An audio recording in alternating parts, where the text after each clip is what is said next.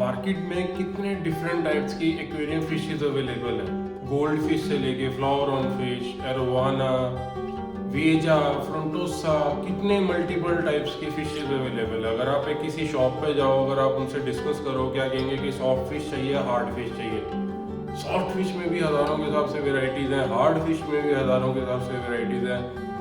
तो सोचिए कितने डिफरेंट टाइप्स की वेराइटीज़ अवेलेबल है मार्केट के अंदर, और हर एक फिश को रखने का अपना अपना तरीका है। आप ऐसा नहीं है कि जो आप इम्प्लीमेंटेशन सॉफ्ट फिशेस के ऊपर कर रहे हो सेम ही आपको हार्ड फिश पे करनी है, या हार्ड फिश पे जो आप कर रहे हो उन्हीं में ही हार्ड फिश में डिफरेंट जो दूसरे टाइप की हार्ड फिशेज हैं उनके ऊपर भी आपको सेम वही चीज़ करनी है। ऐसा नहीं है पॉसिबल। अगर आप पैरेट फिश अगर मैं हार्ड फिश में काउंट करूँ तो पैरेट फिश को रखने का अपना तरीका है। फ्लावर ऑन फिश की अगर मैं बात करूँ कि वो हार्ड फिश है तो उसको रखने का अपना तरीका है। किसी दूसरी सॉफ्ट फिश की बात करूँ कि गोल्ड फिश को आप दूसरे तरीके से रखते हो, गोल्ड फिश में कोई और वैरायटी आती है आप उसको दूसरे तरीके से रखते हो। तो मतलब देखिए जितने टाइप्स की फिशेज हैं उतने ही टाइप्स का उनको रखने का वे है। कोई ठंडे पानी में रहती है, किसी को इतने डिग्री का टेम्परेचर चाहिए, किसी को कुछ डिग्री का टेम्परेचर चाहिए। अगर आप उसको नहीं मैच कर रहे हो तो भी उनके लिए प्रॉब्लम क्रिएट हो जाती है। तो इनमें से एक फिश आती है एरोवाना फिश। एरोवाना फिश में भी एशियन एरोवाना फिश, उनको भी एक रखने का अपना ही मजा है, क्योंकि उनकी मेन चीज क्या है कि वो जंप कर जाती हैं, क्योंकि रिवर फिश है वो। और उनकी सबसे मेन जो पर्सनैलिटी काउंट होती है वो यही होती है कि अगर आपने उन्हें अपने एक्वेरियम में रखा हुआ है तो आपको जो उसका ऊपर का कवर है उसे कवर करके रखना पड़ेगा, नहीं तो आपकी हो सकता है जो एरोवाना फिश है वो जंप कर जाए। तो और दोस्तों अगर आपने भी एशियन एरोवाना फिश रखी है और आप या उसे रखने की सोच रहे हैं तो प्लीज़ इस वीडियो को ज़रूर देखें स्टार्टिंग से लेकर एंड तक, और मैं आपको इसमें कुछ ज़रूरी टिप्स बताऊंगा जिसकी हेल्प से आप अपने एशियन एरोवाना फिश को ग्रूम कर सकते हैं। नमस्कार दोस्तों, स्वागत है आप सबका मेरे चैनल ब्लू एक्वेटिक्स पे। दोस्तों जैसे कि मैंने वीडियो के स्टार्टिंग में बताया कि ये वीडियो एरोवाना फिश से रिलेटेड है और वो भी एशियन एरोवाना से रिलेटेड। तो मैं आपको सबसे पहला पॉइंट शेयर करता हूँ कि एरोवाना फिश की सबसे मेन नेसेसिटी क्या है। जब आपने एरोवाना फिश रखी हुई है तो उसकी मेन रिक्वायरमेंट क्या है। सबसे पहली जो रिक्वायरमेंट है ना एरोवाना फिश की है टैंक साइज। अगर आप उसे सोच रहे हो ना कि आप उसे 2 या 3 फीट के टैंक में रख लोगे, भूल जाओ। एरोवाना फिश को कम से कम मतलब 5 से 6 फीट का टैंक चाहिए, जिसकी लेंथ कम से कम 5 या 6 फीट की हो, या जिसका कैपेसिटी 180 गैलन से ज़्यादा हो। तो अगर आपने इसे छोटे टैंक में रखा हुआ है ना तो आप कभी भी अपने एशियन एरोवाना को ग्रूम नहीं कर सकते। मींस जो उसकी मैक्सिमम कैपेसिटी है ना, जहाँ तक उसको ले जाने की, वो नहीं पहुँच पाएगी। वो 5 से 6 फीट टैंक उसे कम से कम चाहिए। इससे छोटा टैंक उसके लिए प्रॉब्लम क्रिएट कर सकता है, या वो उस लेवल की ग्रूमिंग ही नहीं हो पाएगी जिस लेवल की उसकी कैपेबिलिटीज थी। क्योंकि देखिए Asian arowana mostly imported fish आती है, इंडिया में ब्रीड नहीं होती।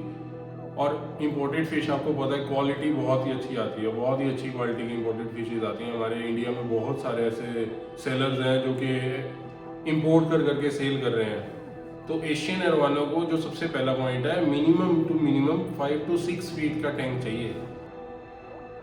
सेकेंड पॉइंट है, ये भी बहुत ही इंपॉर्टेंट पॉइंट है, ये है फीड से रिलेटेड। एशियन एरोवाना को अगर आप पैलेट्स पे रखने की कोशिश कर रहे हो तो थोड़ा सा ठीक है, बट अगर मैं प्रेफर करूंगा उसको आप लाइव फीड दें। लाइव फीड यानी इंसेक्ट्स लाइक कॉकरोच हो गया, ग्रास होपर हो गया, और भी काफ़ी चीज़ें आती हैं लाइव फीड में। एशियन एरोवाना इस लाइव फीड के थ्रू बहुत ही अच्छी ग्रूमिंग करती है। आप पैलेट्स दीजिए, कोई प्रॉब्लम नहीं है, पैलेट से ठीक है ग्रूमिंग हो जाएगी, बट जो लाइव फीड से जो मज़ा आता है ना एशियन एरोवाना को ग्रूम करने का, वो आपको पैलेट्स नहीं दे सकते उस लेवल का। तो मैं तो हमेशा ये रिकमेंड करूँगा कि आप एशियन एरोवाना को अपनी लाइव फीड पे ज़्यादा रखिए। मतलब अगर मैं वीक की बात करूँ, वीक में कम से कम 3 से 4 दिन उसको लाइव फीड दीजिए, other than pellets. Third point ना एक बहुत ही अच्छा पॉइंट है कि आपको पता है कि कई बार एशियन एरोवाना अपनी ही परछाई को देख के स्ट्रेस में चली जाती है। मतलब अगर आपने उसे ग्लास के अंदर रखा हुआ और ग्लास के अंदर उसने अपनी रिफ्लेक्शन देख ली, या मान लो आपने मिरर दिखा दिया, या किसी भी तरीके से लाइट की वजह से उसने अपनी रिफ्लेक्शन देख ली, तो वो स्ट्रेस में जा सकती है। तो प्लीज़ ऐसा कुछ करिए कि उसे उसकी रिफ्लेक्शन ना देखने को मिले। बहुत ही ज़्यादा सेंसिटिव होती है इस चीज़ को लेके एशियन एरोवाना। अगर आपको नहीं पता इस चीज़ को ज़रूर नोटिस करें और कोशिश करें। अगर आपने रखी हुई है और आपकी एशियन एरोवाना स्ट्रेस में जा रही है तो इस चीज़ को देखें कि उसे उसकी रिफ्लेक्शन तो नहीं दिख रही। कई बार क्या होता है, हम लोगों ने जो टैंक का बॉटम है उसके ऊपर शीट लगा रखी होती है और कई बार उससे उसकी रिफ्लेक्शन दिखने लग जाती है। अब रिफ्लेक्शन दिखने की वजह से क्या होगा कि या तो वो टैंक से जंप कर सकती है या फिर वो स्ट्रेस में जा सकती है। तो प्लीज़ इस चीज़ को देखें कि आपके साथ ऐसा तो नहीं हो रहा कि आपकी फ़िश जो आपने एशियन अरवाना रखी है वो इसी वजह से तो नहीं स्ट्रेस में जा रही है। फोर्थ पॉइंट क्या है? फोर्थ पॉइंट है कलर से रिलेटेड। देखिए, लेट्स से अभी एशियन अरवाना जो आपने बाई करी है 6 इंच 8 इंच 10 इंच के आसपास की है, इसकी मेन खासियत क्या है कि जितनी बड़ी होती जाएगी ना उसका उतना ही अच्छा कलर आता जाएगा। कि लाइक अभी आपके पास 6 इंच की आपने बाई करी है और जिससे भी आपने बाई करी है विश्वास के साथ बाई करी है कि हाँ यार इससे बहुत अच्छी क्वालिटी मिलती है। लेट्स से आपने गोल्डन कलर की एशियन अरवाना बाई करी है, तो जैसे जैसे आपके पास उसका टाइम बीतता जाएगा ना, जितना ज़्यादा आप उसके साथ टाइम स्पेंड करते जाओगे अपने पास 1 साल 2 साल, तो उसका जो कलर है ना वो और भी ज़्यादा एनहेंस होता जाएगा। दूसरी फिशेज के मुकाबले क्या होता है, जैसे जैसे वो ओल्ड एज में जाती जाती है, उनकी एज बढ़ती जाती है, तो उनका कलर थोड़ा सा डाउन जाता जाता है। बट एशियन अरवाना में ऐसा बिल्कुल भी नहीं है। वो जैसे जैसे एज उनकी बढ़ती जाएगी उनका जो कलर है वो और भी ज़्यादा चमकता जाएगा। तो ये बहुत ही अच्छी चीज़ है एशियन अरवाना के अंदर। नेक्स्ट पॉइंट क्या है? नेक्स्ट पॉइंट है टैंक से रिलेटेड। मीन्स ऐसा माना जाता है कि जितनी ज़्यादा आपके टैंक की हाइट होगी, मीन्स समझ रहे हो, आपके जितनी ज़्यादा टैंक की हाइट होगी उतना ही ज़्यादा एशियन अरवाना का कलर निकल के आता है। ऐसा क्यों? क्योंकि देखिए ये है रिवर फिश। रिवर की आप सोच सकते हो डेप्थ कितनी होती है। तो अगर आपने भी अपने टैंक को ज़्यादा हाइट दी हुई है ना, तो उनको थोड़ा सा ना नेचुरल एनवायरनमेंट टाइप में मिलता है।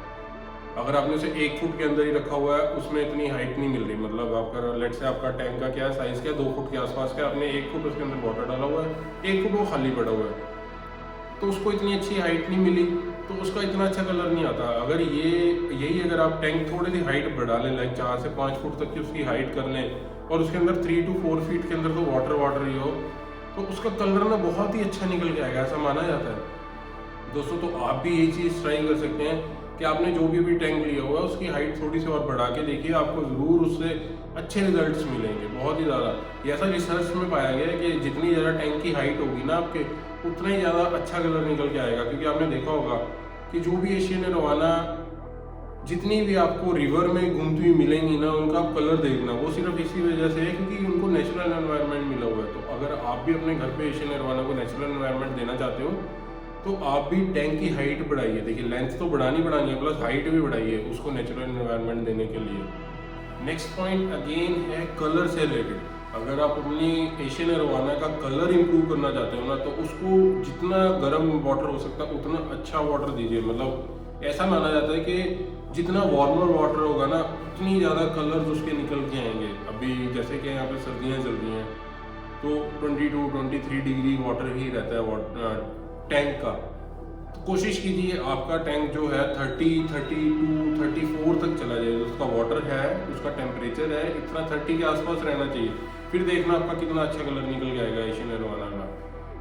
ये भी रिसर्च में पाया गया ऐसा कि जितना ज़्यादा वाटर का टेम्परेचर होगा उतना ही उसका कलर निकल के आएगा। अब ऐसा नहीं है कि मैंने बोला जितना ज़्यादा तो अब उसका 40 डिग्री कर दो या 45 डिग्री कर दो, ऐसा मत कीजिएगा। जो एक रिक्वायर्ड रेंज होती है कि 25 से लेकर 32 तक की रेंज होती है, एशियन अरवाना को माना जाता है कि इस रेंज में बहुत अच्छे तरीके से रहती है। तो आप भी कोशिश कीजिए कि 30-32 तक अपना वाटर टेम्परेचर लेके जाइए, तो देखना उसके बाद उसका कलर कितना अच्छा निकल के आएगा।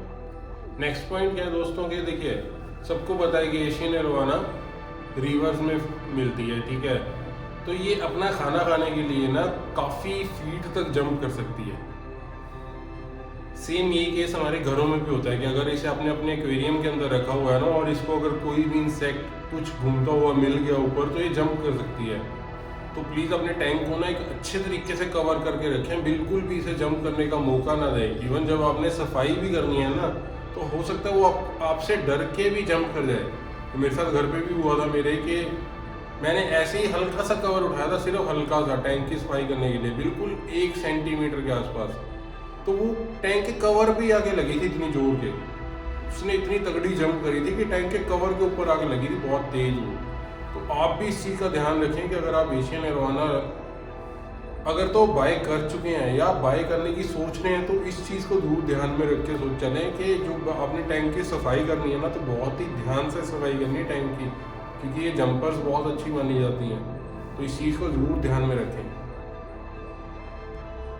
नेक्स्ट पॉइंट क्या है, एशियन एरोवाना की एज से रिलेटेड है। एशियन एरोवानास की एज अराउंड 20 to 30 ईयर्स मानी जाती है अगर आप इसे अच्छे तरीके से रखेंगे, अगर आप इसे प्रॉपर एनवायरनमेंट देंगे। कि जैसे मैंने आपको बताया ना कि कम से कम 6 फीट का टैंक चाहिए इनको रहने के लिए, और प्रॉपर फीड चाहिए कि जो कि बैलेंस डाइट हो, पैलेट्स और लाइव फीड के साथ। तो अगर आप भी ऐसा एनवायरनमेंट प्रोवाइड कर सकते हैं ना, तो ये आपके साथ कम से कम ज़्यादा नहीं तो 20 साल कम से कम रहती है, कम से कम। मतलब इनकी इतनी अच्छी एज मानी जाती है एशियन एरोवानास की।